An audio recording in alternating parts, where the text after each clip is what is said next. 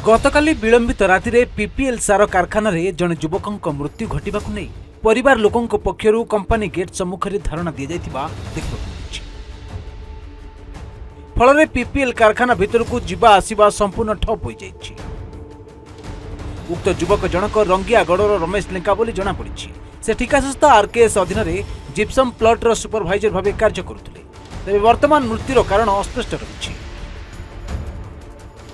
सूचना अनुसार रमेश गतकाली ड्यूटी थिबा बेले विलंबित राति ठिका संस्था पक्षर रमेश परिवार को तुरंत कटक आस रमेश ऑपरेशन हेबो बोली कॉल जाइतिला। परिवार लोके मेडिकल रे पहुंचबा बेलकू रमेश मृत्यु हो जाइतिला।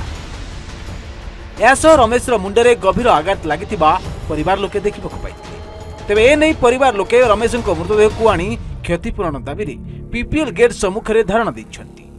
घटनास्थल में अभयचंदपुर थाना पारादीप आदर्श थाना पुलिस सहित पारादीप अतिरिक्त एसपी पहुंची परिवार लोकों सहित आलोचना करुछन्ति। पारादीप सुमंत स्वाई रिपोर्ट सूचना टीवी 24x7।